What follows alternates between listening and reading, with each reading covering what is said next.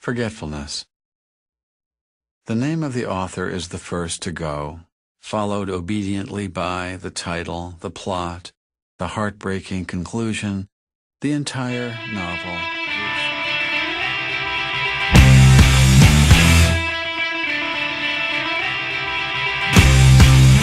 I'm a soldier on the battlefield, got an army on the battlefield, outnumbered like the Alamo. I don't even wanna go. This is war. Yeah, yeah, yeah. This is war. This is war.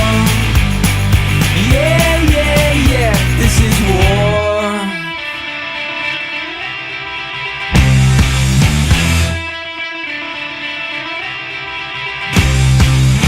I'm a soldier on the battlefield, got an army on the battlefield, outnumbered like the Alamo. I don't even wanna go. This is war.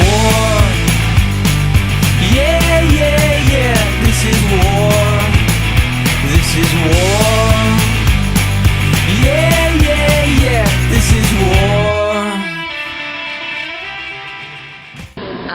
I feel like it's a very well-written poem. I didn't understand a lot of the what the items that were making the colors or the lights were because I don't have a military background, but it was interesting, his approach, and also the fact that he's mentioned the fact that war at night makes it impersonal because you never know where the stuff's going or who exactly it's coming from. I'm reading The Beauty of War. It depicts war very well. It's gross. I don't really like it. Anything else? Whatever you want to say about it.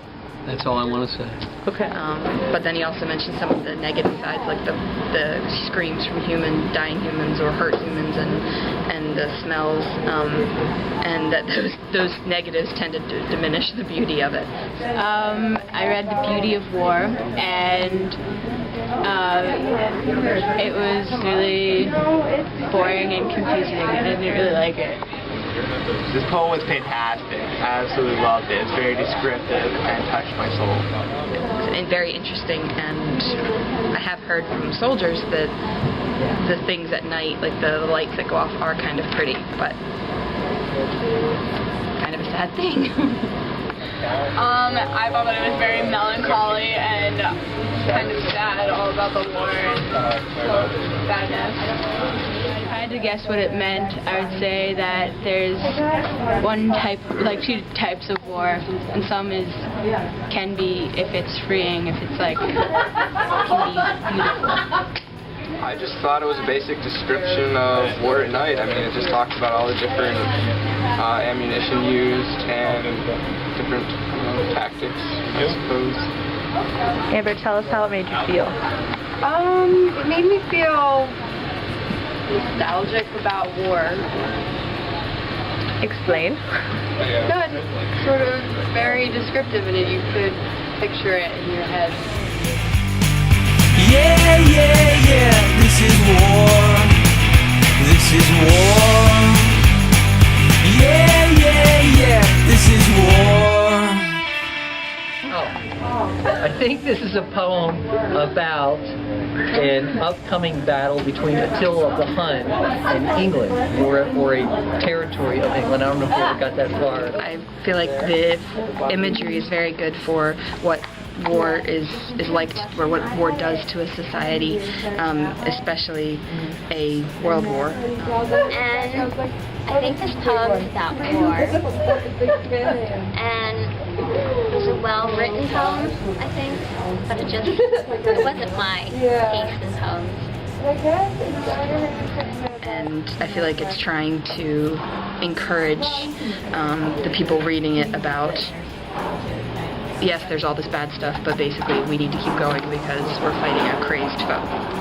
My favorite part was the part where it said, "The Hun is at the gate," because it reminded me of Mulan, and Mulan's a fantastic movie, so therefore this is a fantastic poem. It's about this dilemma that the people have because apparently life is pretty easy and cushy, and now they're faced with a complete disruption and maybe loss of all they have. The poem is sort of depressing because they're on the brink of war, and war is a very sad thing because it's death.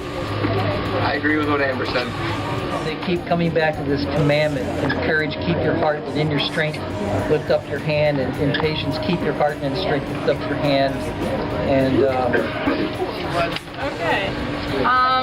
I thought it was kind of interesting how they was saying how a war can knit mankind and that it brings nations together and then breaks them apart when they fight. Get an A in that class.